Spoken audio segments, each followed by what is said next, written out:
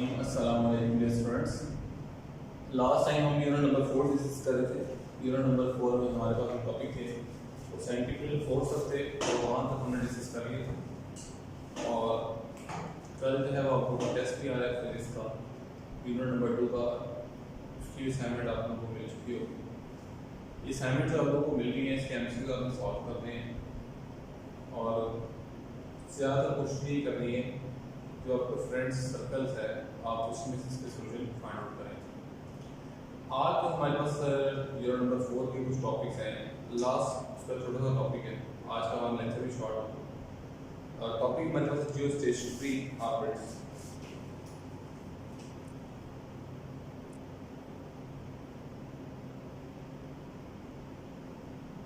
Geostationary orbits. यहाँ भी student सिर्फ हमने जियोस्टेशनरी ऑर्बिट्स को नहीं देखना, बल्कि हमने कंप्लीट जो सैटेलाइट्स का टॉपिक है वो सारा हमने यहाँ पे देखना है। सबसे पहले तो हम सैटेलाइट को भी डिफाइन करते हैं। What is satellite? सैटेलाइट क्या होता है? If an object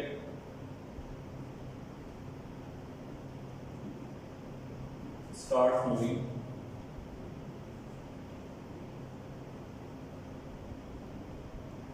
around another object, around an other object in fixed path, और उस फिक्स पाथ को हम क्या बोलते हैं? we call that fixed path orbit।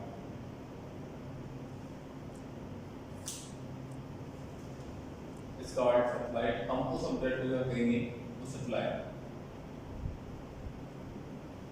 ये सिंपल हमारे पास सैटेलाइट की डेफिनेशन है। इसके बाद हमारे पास दो तरह के सैटेलाइट जो है वो मिलते हैं। एक होते हैं नेचुरल सैटेलाइट। नेचुरल आप लोग बहुत अच्छी तरह से जानते हैं कि हमारे पास एक रात को जो है वो हमें ऑब्जेक्ट नजर आता है, बात लोगों को दिन में भी दिखाई देता होता है।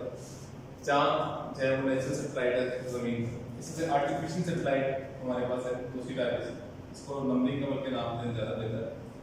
Natural satellite for example moon. Number 2 artificial satellite. Artificial satellites. Artificial satellites क्या होते हैं? ऐसे ऑब्जेक्ट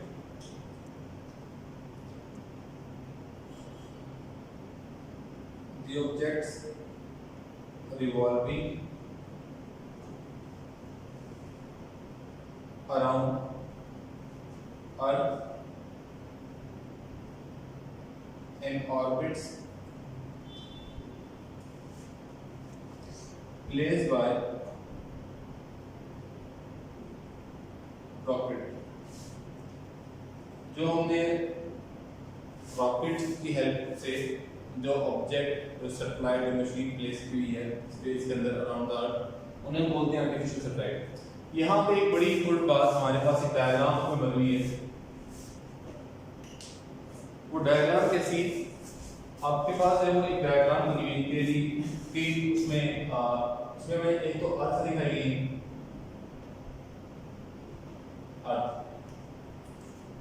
अगर हमारे पास है वो इसमें डायग्राम को कोड करो, इस ऑर्बिट में v है वो नॉर्मल स्पीड है। ये नॉर्मल क्या होती है बाद में डिस्कस करेंगे। तो ऑब्जेक्ट इस ब्लैक वाला मैंने सर्कल बनाया, इसी में जो है वो रिवॉल्व करेगा।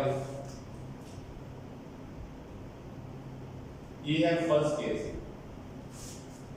नॉर्मल अगर स्पीड ज्यादा होगी, मोर स्पीड, अगर मोर स्पीड होगी तो फिर ये सैटेलाइट जो है वो अपने इस पाथ को फॉलो नहीं करेगा, बल्कि अलोंग द टेंजेंट मूव करेगा। v more object will move along tangent, object will move along tangent। कि बी मोर किससे जाहिर बात है, हम जब बी मोर बात करेंगे, नॉर्मल बात करेंगे, means we are talking some reference. वो रेफरेंस क्या है वो भी हम डिस्कस करते हैं। अगर इससे स्पीड थर्ड केस अगर v लेस होगा तो फिर ये ऑब्जेक्ट जो है वो अर्थ की तरफ गिर जाएगा।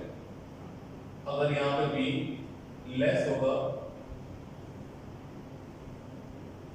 Object will fall down towards earth। ये तीन केस दिए हैं। अब हम बात करते हैं इस स्पेसिफिक नॉर्मल जो हमने बात की है वेलोसिटी की, जिसको हम बोलते हैं क्रिटिकल वेलोसिटी, v क्रिटिकल। और ये v क्रिटिकल एक अलग चीज है। वैसे हमें यहाँ पे v ऑर्बिटल चाहिए होती है। v ऑर्बिटल और v क्रिटिकल के बारे में मैं अभी डिस्कस करता हूँ। सबसे पहले हम ऑर्बिटल की बात करते हैं। v ऑर्बिटल ऑर्बिटल होती है under root g m over small r। और v ऑर्बिटल का जो यहाँ पे रिलेशन है मास ऑफ प्लैनेट के साथ वो है डायरेक्ट, और उसके पाथ के साथ जो है वो है स्क्वायर रूट के इनवर्स। ये बात आपने याद रखनी है। अब हम चलते हैं v क्रिटिकल को डिफाइन करते हैं। v क्रिटिकल आपके पास दी है minimum velocity required to put a satellite in closest orbit. इसमें हम क्या करते हैं, हम इसी फार्मूला को यूज करते हैं v क्रिटिकल के लिए। v क्रिटिकल के अंदर हम पुट करते हैं under root g m over r which is equal to under root g r। Students ये जो केस है it is an hypothetical case.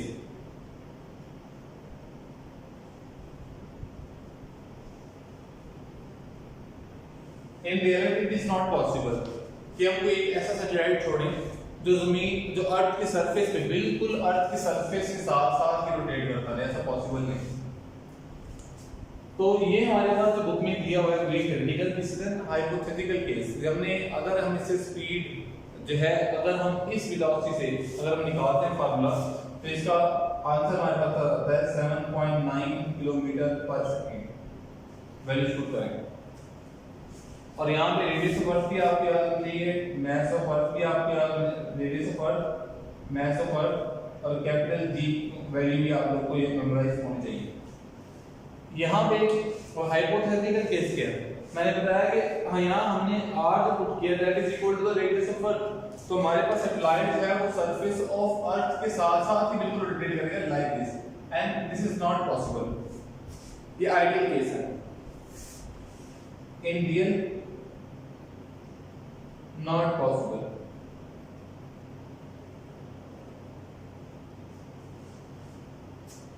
तो इसलिए हमने यहाँ पे कैपिटल R को स्मॉल r से रिप्लेस किया। Now what is small r? Small r is the complete radius of the orbit. Capital R small r ये और ये स्मॉल r है वो ऑर्बिट का रेडियस है और capital R is the radius of अर्थ। और अगर हम यहाँ पे इसको हाइट में अर्थ से अर्थ सरफेस से height, so small r is equal to radius of orbit, radius of orbit is equal to r a radius of earth plus height। Actually ये होता है हमारे पास स्मॉल r। जब तक हम हाइट सब हाइट पे नहीं लेके जाएंगे सैटेलाइट को तो हमारे पास तब तक जो है वो हाइपोथेटिकल केस से बाहर नहीं निकलेंगे, हमारे पास मोशन जो है वो पॉसिबल नहीं है। तो यहाँ पे कुछ ना कुछ हाइट होना जरूरी है। अब सबसे क्लोजेस्ट जो है हमारे पास तो हमारे पास जीपीएस सिस्टम दिया हुआ है इसी पेज के ऊपर।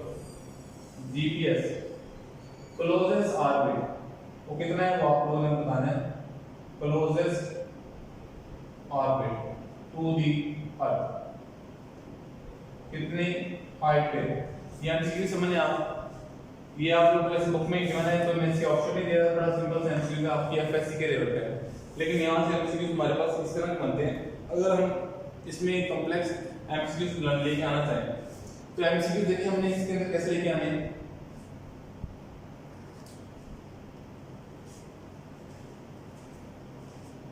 अब अगर हम इसके अंदर एमसीक्यू लाना चाहें तो एमसीक्यू में if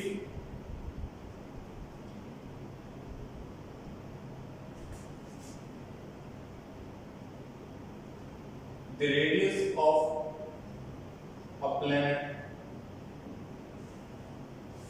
reduces to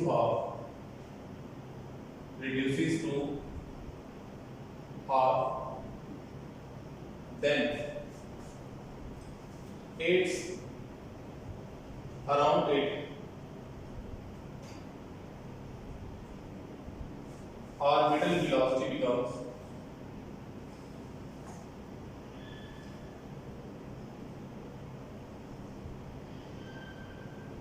orbital velocity क्या हो जाएगी अल्फा ऑप्शन अगर इनिशियली हमारे पास v ऑर्बिटल थी v नॉट तो यहाँ पे हमारे पास है √2 v नॉट beta option v naught by √2 Charlie option 2 v naught delta option v naught by 2। अब यहाँ पे जब हमें कहा गया कि radius of planet reduces to half, यहाँ पे इस एमसीक्यूज के अंदर एक बड़ी टेक्निकल सी बात है और बड़ी कंफ्यूजन वाली बात है। जब हम रेडियस के हम किसी भी प्लैनेट के अगर एक प्लैनेट था इसका रेडियस था r, अगर हमने कहा ये रिड्यूसेस टू हाफ हो गया r/2, यहाँ कॉन्सेप्चुअल बात ये कि हमारे पास यहाँ पे अब जब हमारे पास साइज छोटा होगा तो क्या उसका मास भी कम होगा कि नहीं होगा।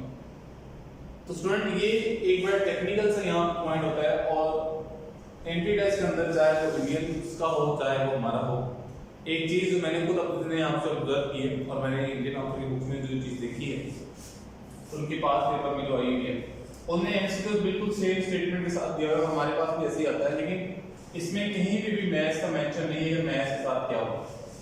इसमें हम अंडरस्टूड सी बात यहाँ पे मैथ्स कांस्टेंट ले रहे हैं। अब मैथ्स को हम यहाँ पे कांस्टेंट कैसे ले रहे हैं, आपके पास चैप्टर 5 का 5.9 न्यूमेरिकल है जिसमें हमें कहा गया कि हमारे पास है अगर रेडियस ऑफ अर्थ रिड्यूस होता है तो बताएं उसके टाइम ऑफ रेवोल्यूशन पे टाइम ऑफ रोटेशन में क्या फर्क पड़ेगा।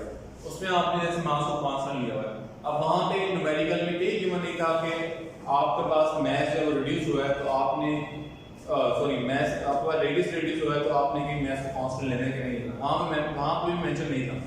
तो सेम लाइक हियर यहां पे मेंशन नहीं है, बस हमें कहा गया है रेडियस से हाफ हो गया। अब जाहिर बात है अब आप इस रिलेशन को बनाने के लिए आप जाएंगे इसकी तरफ। अब यहां पे ये वाली इक्वेशन वैलिड नहीं है क्योंकि ये हमारे पास r जो ऑर्बिटल रेडियस है। अब हम इसमें v क्रिटिकल वाला फॉर्मूला यूज करेंगे और v क्रिटिकल को अगर हम स्टूडेंट देखें तो इसका हमारे पास जब m कांस्टेंट है तो यहां पे ये वाला फॉर्मूला नहीं आएगा, बल्कि यहां पे लिखना पड़ेगा v is directly proportional to r। ये बात स्टूडेंट बड़ी इंपॉर्टेंट है यहाँ पे।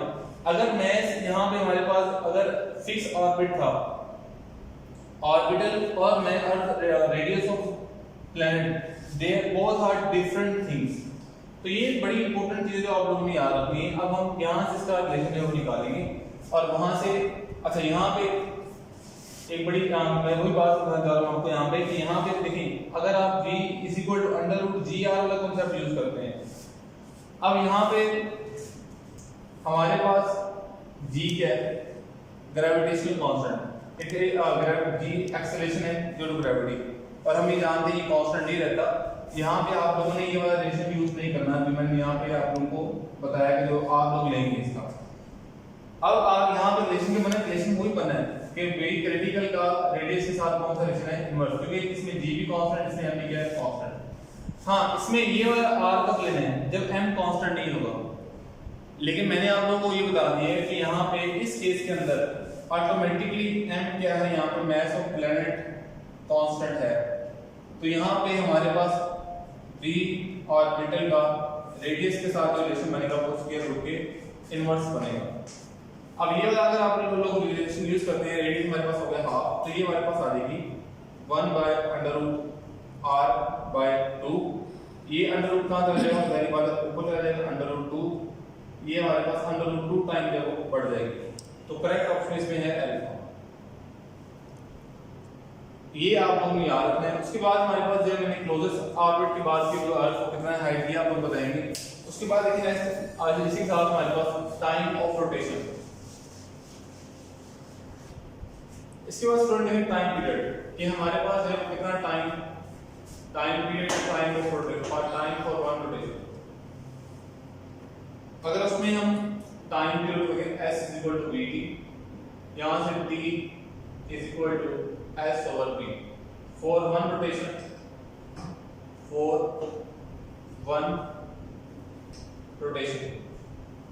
आगे पास आ जाएगा t capital T, s 2 by r complete circumference and b। अगर हम इसमें हाइपोथेटिकल केस लेते हैं r r को करते हैं इफ r r, तो फिर हमारे पास जो है t आएगा 2 by r over v। v अब आप यूज करेंगे 7.9 और 2 multiplied by 3.14 r 6400 kilometre, that is equal to 6400 multiplied by 10 raised to power 3 या 6.4 multiplied by 10 raised to power 6 भी हो सकता है। v 7.9 multiplied by 10 raised to power 3 इसको आपको रिलेट करें, t is equal to आपके पास आ जाएगा 50-60 सेकंड और 84 मिनट्स अप्रोक्सीमेटली। ये सारी वैल्यूज लिखने का पर्पस क्या था, ताकि आप लोगों को रिकॉल हो जाए ये सारी वैल्यूज। उसके बाद फ्रेंड्स हम डिस्कस करते हैं जियोस्टेशनरी। यहाँ पे एक चीज और, हमारे पास यहाँ पे फ्रीक्वेंसी भी थी कि टू प्रोड्यूस आर्टिफिशियल ग्रेविटी, वो भी आप लोग रिकॉल करने हैं। F = 1/2 by √g/r and what is this capital R? Radius of satellite, not the radius of Earth। ये बात भी आपने याद रखनी। नेक्स्ट हमारे पास है जहां से हम चले थे जियोस्टेशनरी सैटेलाइट, वही टॉपिक हम डिस्कस करते हैं। जियोस्टेशनरी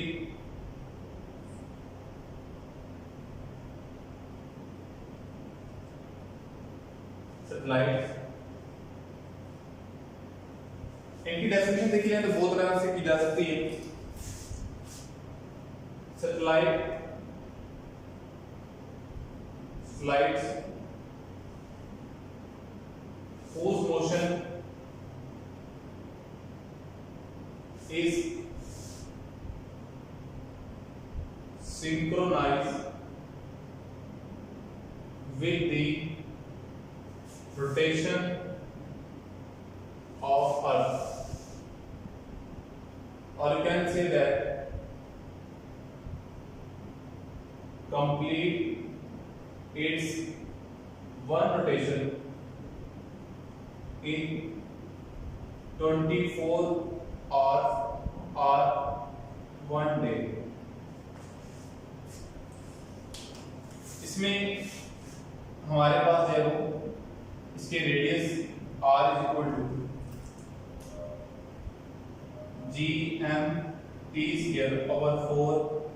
π² 1/3। और यहां से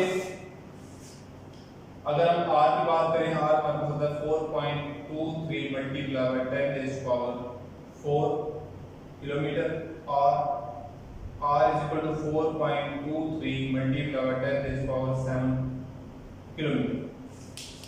ये एक स्पेसिफिक हाइट पे हमारे पास पॉसिबल होता है कि एक सैटेलाइट को हम इस तरह से जो है वो रॉकेट के जरिए सैटेलाइट मूव करें कि वो अपनी मोशन को अर्थ के साथ सिंक्रोनाइज कर ले।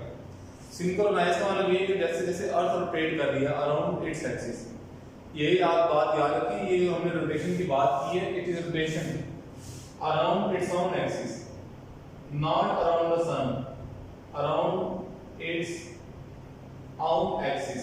अर्थ की अपने एक्सिस के अराउंड जो रोटेशन है उससे सिंक्रोनाइज करना है। और ये एक फिक्स हाइट पे हम इसको प्लेस करते हैं। वो हाइट कितनी होती है वो भी आप लोगों ने बुक में कैलकुलेट की हुई है। इसकी हाइट कितनी होती है, दैट इज 36,000 किलोमीटर, 36,000 किलोमीटर। तो ये सारी बातें आपने यहाँ से याद रखनी है, एक क्लास से बड़ी इंपॉर्टेंट बात। इसी पेज पे जहाँ पे ये हाइट गिवन है, इसी पेज के बिल्कुल एंड के ऊपर एक एग्जांपल दी हुई है जिसमें आपसे पूछा गया है कि बताएं वी के क्या होगी फॉर जियो स्टेशनरी सैटेलाइट, वो कंप्लीट एग्जांपल है for Jio stationery satellite.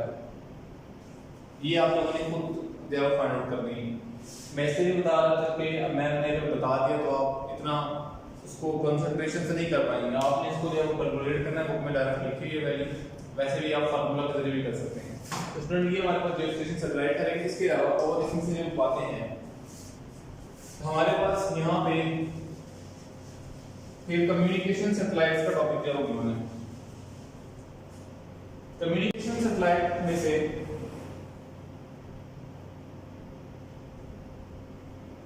Communication satellite में डायमेंशंस बनते हैं, वो सारे इसी पैराग्राफ में के अंदर से बनते हैं। कम्युनिकेशन सैटेलाइट्स कितना एंगल, वन सैटेलाइट कितना एंगल जो है वो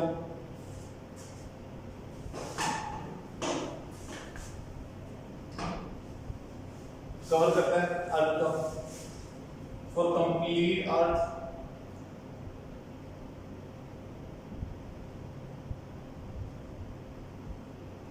how many satellites are required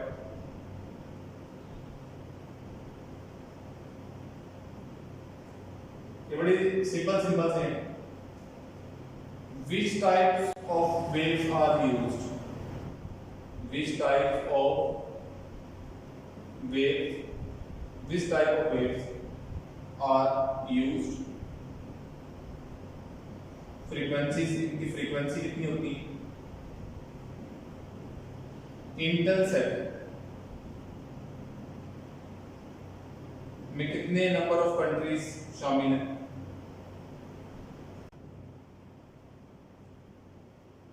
ये सारे के सारे वो एमसीक्यू हैं जो आपके एफएससी में भी थे और आपकी टेक्स्ट बुक में लाए हैं। तो स्टूडेंट ये सारा हमारे पास है यूनिट नंबर 4।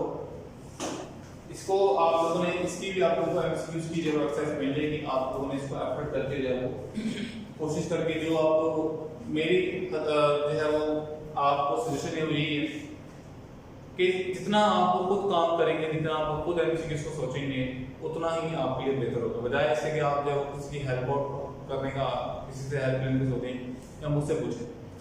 मैं स्टूडेंट्स को हमेशा जब भी वो मुझसे क्वेश्चन करते हैं तो मैं पहले कहता हूँ कि आपने कैलकुलेट किए, दिखाएं मुझे, आप अपनी एफर्ट दिखाएं। उसका पर्पस ये नहीं था कि मैं अपनी जान छुड़ा रहा हूँ कि ठीक है ये खुद ब खुद ही कर लेंगे सब, हमारी ऐसी बात नहीं है। एक्चुअली में होता क्या, एग्जाम आप लोगों ने देना है, मैंने तो एग्जाम नहीं देना। हाँ, अगर मुझे एमटीकैट देने का अगर आप लोग कहते हैं तो इन तरफ फिजिक्स में तो आप लोगों को पूरे मार्क्स आ जाएंगे, लेकिन बाकी सब्जेक्ट्स में मैं बिल्कुल नहीं कर पाऊंगा। लेकिन बच्चे चूंकि आप लोगों ने सारे सब्जेक्ट करने हैं, फिजिक्स, इंग्लिश, हिस्ट्री, बायो, तो आप लोगों ने करने हैं तो एफर्ट भी आप लोगों को खुद करनी चाहिए। तो जितना हो सके आप लोग एमसीक्यूज या हाँ, मैं कोई बच्चा मेरा ऐसा नहीं होगा तो कहीं सर मुझे मेरा आंसर क्वेश्चन का आंसर नहीं मिला। हाँ, ये आप लोग हो गया कि फर्स्ट ईयर सेकेंड ईयर के लेक्चर भी साथ स्टार्ट हो गए हैं, उनकी साथ क्वेश्चन भी आना स्टार्ट हो गए। अब मैं व्हाट्सएप इतना फोकस जो है वो कम करता हूँ। दूसरा, मैं रूटीन में चेंज की है कि जल्दी सो जाना, सुबह जल्दी उठना, तो ये मैंने किया है। इसकी वजह से मैं रात को व्हाट्सएप भी नहीं देख पाता।